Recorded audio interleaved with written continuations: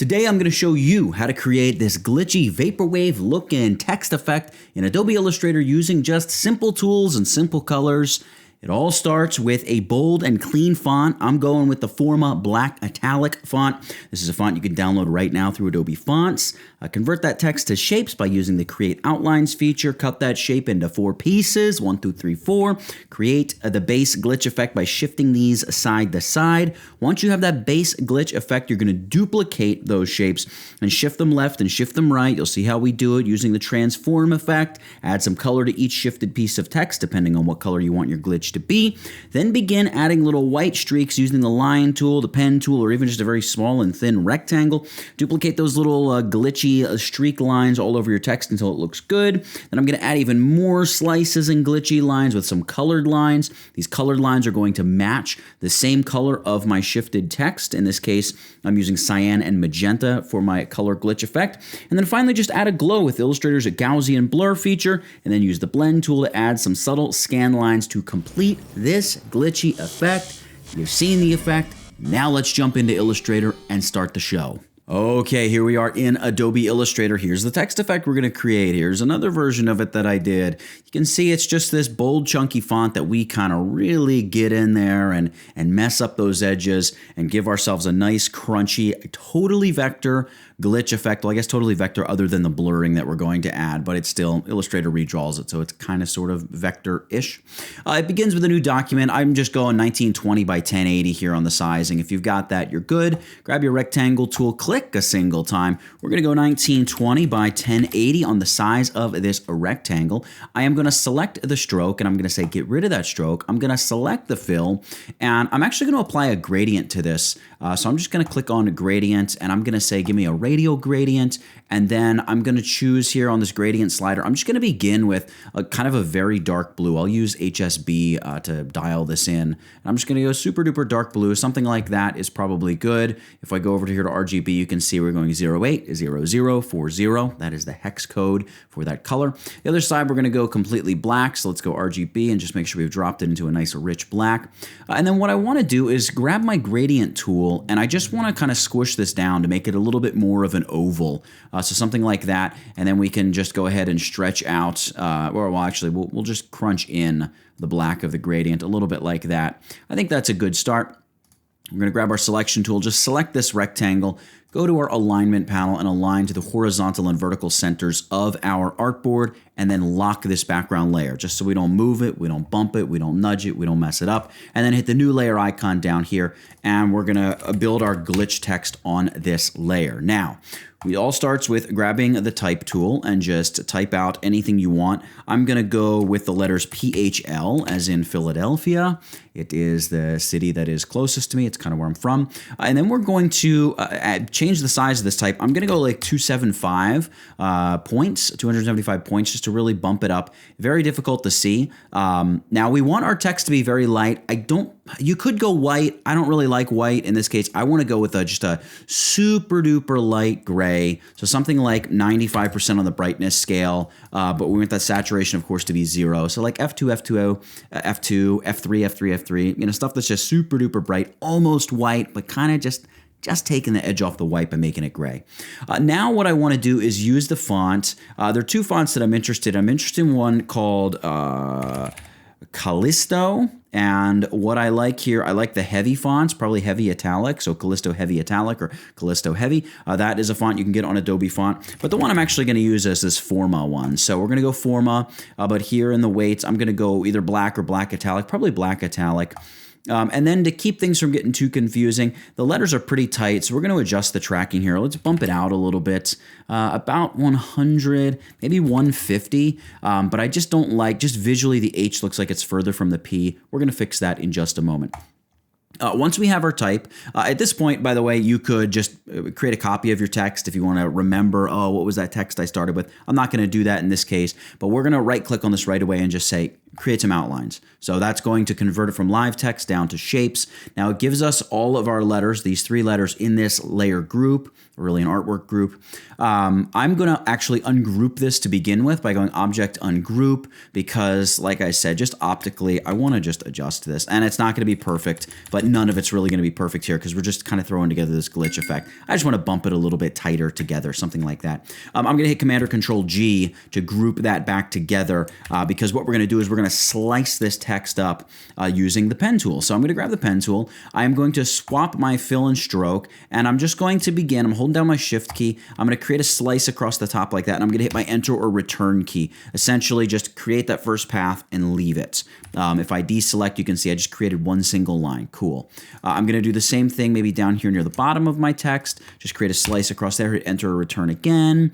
I'm going to go ahead and do another slice up near the top. Maybe something kind of like that. Cool. And then I'll do another slice down here near the bottom, a little bit tighter to the text, the other line that I created down there. So what we're going to have here is have 1, 2, 3, 4, 5 different sections of our text. But the question is, how do I now slice this up? And you can see right there's a tiny little gap. I'll probably just drag this down. Yeah, just try to click it. I do have Smart Guides turned on, View, Smart Guides right there. So it's going to help just kind of click that together for me. Just to hopefully, we're creating a very complex shape, so let's not add complication where we don't need complication. Let's go ahead and just drag a selection over all of this. So the 4 paths plus that group of P, H, and L.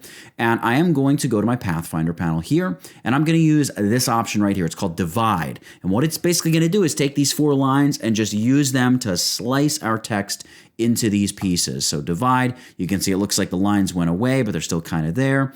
And here in the group, well, if I ungroup it by going Object Ungroup, I have all of these different paths, and what they are the individual shapes that make up the different parts of our letters. So what I want to do is begin grouping them up. So I'm going to drag a selection over the bottom chunk, just like that, and hit Command or Control G to group them together, and there's that group. I'm going to lock that up just so I don't select it again. Then I'm going to draw another selection up from the bottom. I don't care that I'm selecting all the stuff we just selected because we locked that group, so it's not even going to be selected. All right, we've got the next sort of row of pieces of text. Command or Control G to group that together. I'm going to lock that. Let's drag another selection to get the next chunk of pieces. Command or Control G to group that together. And we're just going to keep working our way up until we get to the top. Command or Control G, and then of course lock up that group, and then drag a selection over the whole thing. It's going to grab the pieces at the top. Command or Control G to group that up. And you can see we have 1, 2, 3, 4, 5 groups, all making up those slices of our text. And now let's go ahead and begin selecting each of these individual slices. So we need to unlock all of them.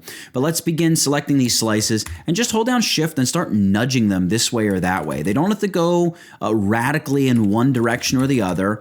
Just a little bit here, a little bit there, and you can really make quite a difference with your text. So something even just kind of like this is probably good. If you go too extreme, it's going to be kind of difficult to read the text. And even at this, it's a little difficult to read it. But again, it's just the abbreviation PHL, so that's already going to be sort of, if it was the word pig or something like that, it's much easier to read. For instance, here where I use the word barber, you could really do a lot of glitching out on this because people are going to recognize the letter forms and it's going to be very easy to tell. With PHL, it's just inherently going to be a little bit more difficult to read what exactly is going on. But just something like this is probably fine, but you can spend time fussing and going back and forth. Point is, once you have an effect that you like, and maybe actually I'll move this back a little bit on the top, something like that. Maybe like that is kind of cool. Something like so. Once you have something you sort of like, whatever, that's actually difficult to read. Let's bump that back in a little bit and maybe bump this in a little bit. We don't need it all to be absolutely crazy. Something like that, maybe. That's kind of cool. That's still fairly easy to read. Drag a selection over all of your groups and then group all of those groups together. So Object Group or just the hotkey Command or Control G. Now that we have this group, we're going to create sort of our color versions. So I'm going to create 2 color samples here first by just dragging out an ellipse up here. Whoa, my mouse went a little squirrely there. I'm going to select one ellipse. I'm going to double click on this color fill and I'm going to say give me a probably more of a cyan, something like, man, probably something more like that, right? Something like that's probably good. Hold down Alt or Option, and I'm going to drag a copy of that ellipse over, and here we're going to go with a pretty rich magenta. So again, these colors don't have to be perfect. They just have to kind of be, cyan and magenta are just, they feel like natural glitch colors. Red and green, red and cyan. There's different colors like that that seem to naturally go with glitchy effects. Now that I have my sort of two color samples, I'm going to select my text, and we are going to apply the transform effect by going Effect, Distort and Transform, Transform. Now here on a relatively big dialog box, we need to make two simple changes. We need to shift this along the horizontal 10 pixels. It's going to bump the artwork 10 pixels to the right, and we're going to create one copy, and then we're going to hit OK. And now we have two copies of our artwork, but it doesn't look like it because Illustrator has applied this transform effect as an appearance. So we're going to go Object and choose Expand Appearance, and then Ungroup, Object, Ungroup. I should have stayed right up there. And you can see we have two groups. There's our text in the front, there's our text in the back. So this text in the back, I want to grab my eyedropper tool, sample the magenta, and voila, we have now our magenta sort of effect.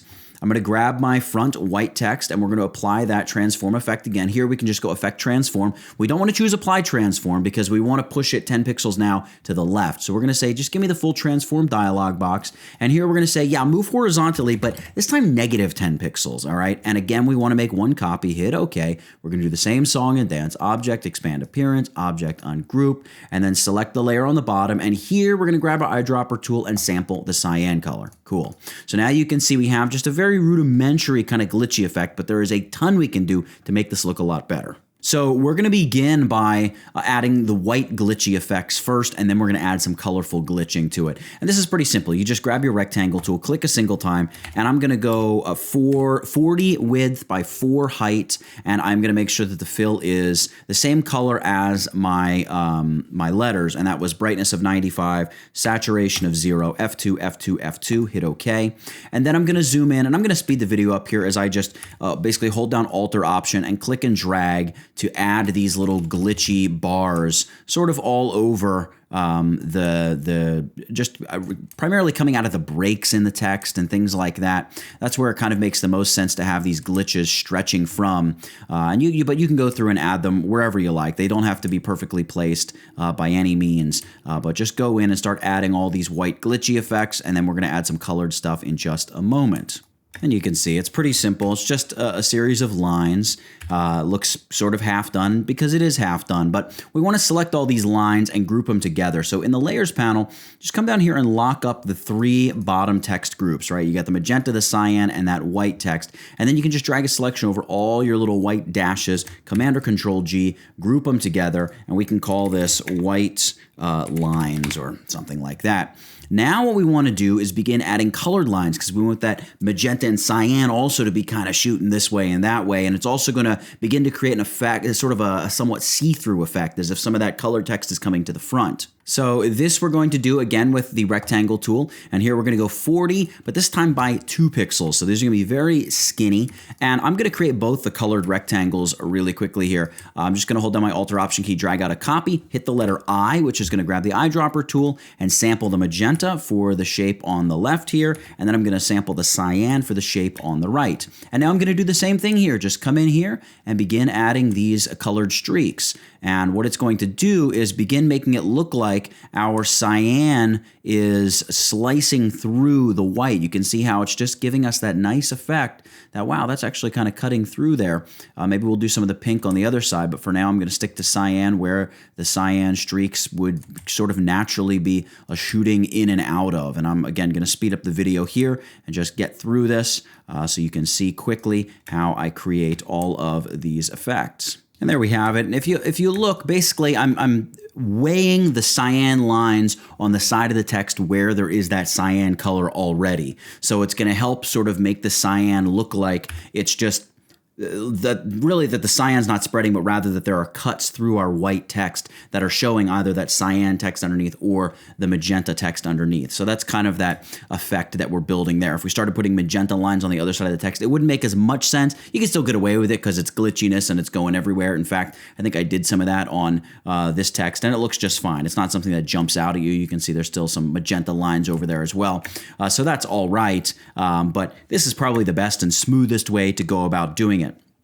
And we're going to do the same thing we did before. Let's go ahead and lock up our white lines, and then we're going to drag a selection over this. This is all of our cyan and magenta lines, Command or Control G to group them together. So I'm just going to call this cyan, magenta lines. Something like that is just fine. And by the way, one of the things you can do is you could try dragging these down below some of the text and see what that does. Depending on how you have everything set up, it might make it look better, might make it look worse. You can just kind of free flow with it a little bit. Our colored ellipses, let's drag these up near the top. I don't know if we're going to need them anymore, but we'll play with them in a minute if we do. Let's lock up our lines just so we don't move them around. I'm going to grab the white grouping of text on the front. So I'm going to ungroup that and I'm going to select it. Let's go edit copy and then edit paste in front. Paste in front is essentially paste in place. We're going to drag this up to the top. I'm going to lock up the original group. And I can even name these. That's the white text.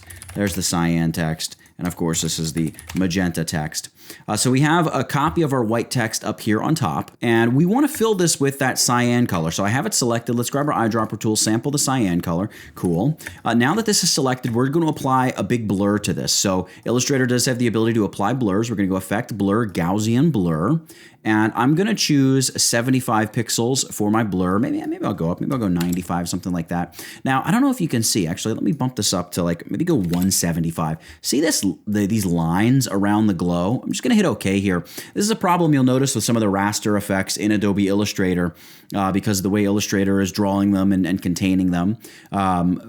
There's a way to get rid of that line, and it's here under Effect, Document Raster Effect Settings. If you select that, let me drag it over here on screen. You have these options here, and one of them is to add a certain amount of space around the object. So right now it's only 36 pixels. So if we go past 36, you can see it just starts to get cut off. So let's try upping this to like 100 and hit OK. Well, nothing happened. Well, what we need to do is go Window. Let's open our Appearance panel. And here in the Appearance panel, let me just drop this in here. We can just click on Gaussian Blur. This is the Gaussian blur that is right now applied to this group of shapes, which is our group of text. If I click on Gaussian blur, it's just going to update it. You can see there, yep, 175. Now we don't really need 175. Maybe we'll go like 125. I kind of dig that, and hit OK. Now I'm going to set this layer to the blend mode of overlay. Let's see what that looks like. Overlay, that's kind of cool. You can see it's giving us kind of a blue, a brightening, just a brightening, glowing contrast effect on the text. We're going to do a couple of these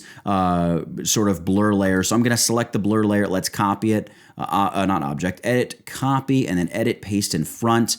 And now this is still just a shape. Now it's a shape to which a blur has been applied, but you can see it has a fill color there. So we can change the fill color, which is exactly what we're going to do. I'm going to grab the eyedropper tool and say, give me the magenta instead. There we have the magenta. Now with that, it carried the normal blend mode. That's fine. We're going to drag this down though, all the way down, like below a lot of this. And we're going to try setting this to the blend mode of maybe color dodge, something like so. And I think I'm just going to leave it at 100% opacity. That looks kind of cool. Then I'm going to come back up here to the front glowing blend mode, not blend mode, artwork group, a piece of artwork, the front group, and I'm going to duplicate this, edit copy, edit paste in front. I'm actually going to go paste in back because this back group, I am going to set the blend mode, not to overlay, but to soft light. Let's see what that does. So it just kind of softens and tempers it a little bit. So now we kind of have this nice glowing effect, and you can go in, of course, and change the opacity of any of these layers. See if you like it. Maybe I would grab that bottom group here and make it a little bit bigger. What does that look like if I stretch it out a little bit? Something like that. That's a little crazy, but I also kind of like it. So probably the last thing to do is go in and just add some scan lines to give it a little bit more of that vaporwave, synthy, VHS type effect. And we're going to do this using the rectangle tool. Now, I can get rid of the two color swatches. We are finished with them. We just have one final thing to do here. Grab your rectangle tool, click a single time, and we're going to set the width of the rectangle to 1920 and the height to 5 pixels, 1920 being the width of our document. Hit OK. It's filled with this pink. Don't worry about that. With it selected, we're going to go to our Align panel. We're going to align it to the very top and to the horizontal center. So it just tucks that line right up against the top of our document. Now we're going to copy and paste this. Command or Control C, Command or Control V. You can see when you don't paste in front, it just pastes to the center of whatever you're looking at in your document at that point in time. And we're going to align this to the bottom of the document as well as the horizontal center. Now I'm going to drag a selection over both of these magenta lines, and we're going to fill this with black. well, let's not fill it with black yet because I kind of want you to see what's going on. Let's lock all the rest of our layers up. We're gonna change the fill to black in a moment, but this might be a little bit easier for you to understand what's going on if you see what's going on. So with these two lines selected, let's go Object, and we're gonna choose Blend, and I'm gonna choose Blend Options. Now here in the Blend Options dialog box, what you probably see is this, Smooth Color. Smooth color sounds nice, it sounds smooth. It's not what we want. We want specified steps. In fact, with the size of our document and with 5 pixel tall scan lines, we want 90 of these specified steps, so I'm gonna hit OK. So now we've told Illustrator, when we tell you to apply this blend between these two shapes, we want 90 individual steps. What does that mean? What it means is we're gonna have 90 scan lines here in just a moment. So then we'll go Object, Blend, and choose Make Blend. And there we have all those scan lines. Now the pink isn't really what we want, although it does kind of look cool, albeit maybe a little difficult on the eyes. We want to change our blend colors to black. So I need to open up the blend here. And these two rectangles on the bottom, those are our two lines. So I'm just going to select both of them by Command or Control clicking the circles there attached to the layer. You can see, there it is, there's the magenta. I'm going to double click that, and let's just say, give me a solid black, hit OK. Now you can see what we've got. For this to look good, I think I'm just going to select the blend, right? We want to go back and select the full blend now. Let's try setting this to the blend mode of like overlay. I'm going to zoom in a little bit. You can see that it's giving us just a little bit of a scan line effect on our letters, but it's pretty heavy, pretty contrasty there on the background. So I'll probably just reduce the opacity here to like 20%, something like that. So just extremely subtle scan lines on the letters, practically barely noticeable. And then just the scan lines really mainly showing up over the background. Now, speaking of the background, let's lock up our top glitch artwork. This is where you could go back because now we have all these blurs and things using blend modes that are interacting with whatever our background color is. So at this point, we could go back to our background and say, you know what, that gradient, I did like the gradient, but maybe I want there to be a bit more blue. Maybe I want there to be a really bright blue right in the very center. Maybe something that's got some sort of teal to it or something like that that's really flowing out of the center, really allowing that to explode behind the glitch effect. And I tend to, for these type of gradients where we have a lot of blend modes interacting with them, I've just noticed, I don't know technically if this is a real thing or not, I've noticed that playing with the handles in the gradient, you get a much better and smoother gradient than if you begin fussing with the little diamond handles on top that control sort of the spread and flow of each gradient stop. Just something I've noticed. You sort of can begin to get some banding and issues like that. But as you can see, just to force a habit, I still end up grabbing them from time to time. So that is probably where we're going to leave this effect. If I zoom in, you can see we've created multiple layers, added all the glitchiness, added the colored glows, and then the scan line, or the set of scan lines to finish it all off. Pretty simple, but pretty nice. And that is going to be it for this one, folks. I hope you found the video to be fun and informative. See, creating glitchy text effects in Adobe Illustrator, it's pretty easy. My name is Nathaniel Dodson, and I'll catch you in the next video. Get it? Got it? Good.